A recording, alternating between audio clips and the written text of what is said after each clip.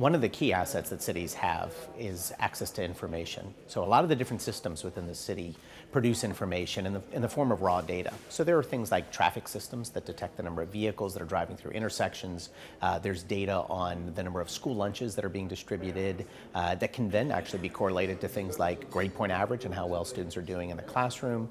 There's public safety information, so the amount of crime that's occurring within a city, and those systems feeding into a large set of data warehouses. Well, what's happening now is city leaders are able to mine that data in ways that they haven't before, and there are a couple of reasons they can do it. One is they have access to technology platforms that traditionally cost too much. In the past, they might need mainframe computers, they might need data scientists or access to data scientists. These were very expensive processes that were occurring.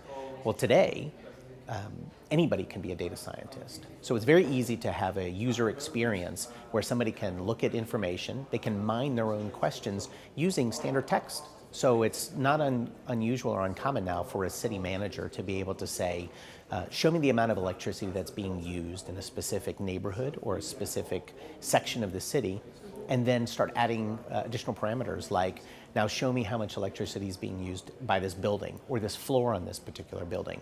And how does that compare to a specific, another specific area within the city or another floor on a building there. So they can compare things in a way that they couldn't in the past.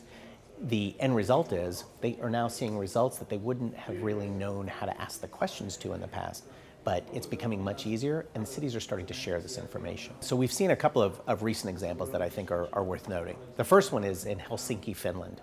So the Helsinki organization that's focused on public transportation has a bus system. And what they've started doing was they were looking at data that were being collected from sensors within the buses.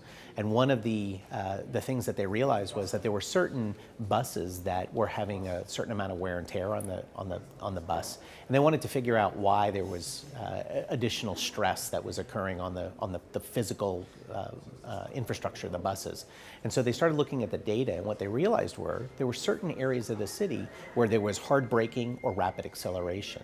And they then went back and started talking to the bus drivers to try to understand what the circumstances were or the situation was that was driving this particular environment. And what they found was it was a combination of some surfaces on the road that needed some attention so that the bus driver didn't need to brake quickly.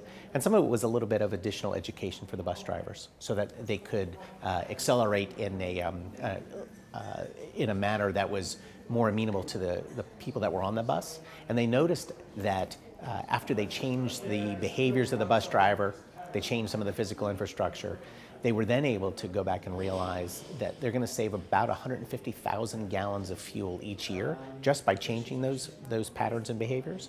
They've also noticed that the satisfaction of the bus drivers has gone up, which is really interesting because the bus drivers are not being forced to or being subjected to buses that are accelerating or decelerating very rapidly. So the other one that is really of keen interest is what's going on in Bangkok, Thailand.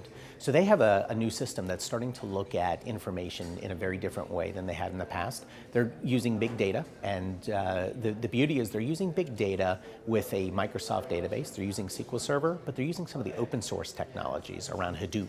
And they're bringing it together and doing big data analysis. And what they found is by being able to correlate information very differently than they had in the past, they're able to reduce the amount of time it's taken for certain types of investigations from a 2-year period down to times as short as 15 days. And the timing, when you look at the time difference, it's phenomenal that it's occurring. And we asked a lot of questions as to, how could you decrease the amount of time that dramatically?